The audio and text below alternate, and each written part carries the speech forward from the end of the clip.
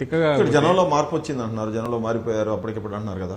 నేను అనలేదే, నేనేమంటున్నానంటే జనం గమనిస్తున్నారు.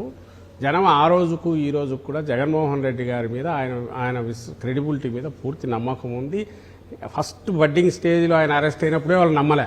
అక్రమ కేసులని ఆ రోజు అనుకున్నారు కాబట్టి అప్పుడు 67 సీట్లు వచ్చినాయి, తర్వాత 151 సీట్లు ఇచ్చారు.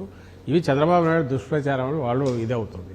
బట్ ఓ సెక్షన్కు ఏదైతే ఓపిక ఉండదో డీటెయిల్గా పోవడంలో వాళ్లకు డీటెయిల్స్ కావాలనుకునే వాళ్లకు వీటి కన్ఫ్యూజన్ రావచ్చు. అవును, ఏమీ లేని ఇన్వెస్టిగేషన్. దానికోసం ఆ కన్ఫ్యూజన్ తొలగించడం కోసం మీ ఎమ్మెల్యేలు రాజీనామాలు చేసి మళ్ళీ పోటీ చేసి ఫ్రెష్ మ్యాండేట్ ఏమన్నా అడిగి, లేదు జనం మా పక్కనే ఉన్నారని అలాంటి కార్యక్రమం ఏమన్నా ఉందా? అసలు నేనేమంటున్నా అంటే ఈ మధ్య వేరే ఎవరు కూడా నన్ను అడిగారు, ఏమంటే రాజీనామా చేసే ఆలోచన అందని.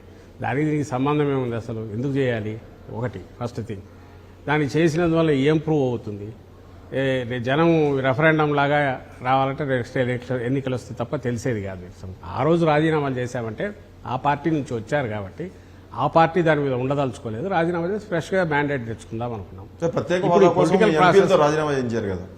ప్రత్యేక హోదా కోసం అప్పుడు ఇది కూడా అలాంటిదే కదా. ఇప్పుడు అధ్యక్షుడి దగ్గర నుంచి కింద ఉన్న కార్యకర్త వరకు కేసులు పెట్టుకున్నారు కదా. చంద్రబాబు నాయుడు అనే వ్యక్తి తప్పుడు కేసులు అనేవి వరుస పెట్టి ఇవే చేస్తా అంటాడు. మిమ్మల్ని పిలుస్తాడు, బెదిరించేది కన్ఫెషన్ తీసుకుంటాడు, ఇంకోరిని బెదిరించేది చేస్తాడు. వాటన్నిటికీ రాజీనామాలు చేయడం రోజు రాజీనామాలు చేస్తుంటారు, రోజు పోటీ చేస్తుంటారు.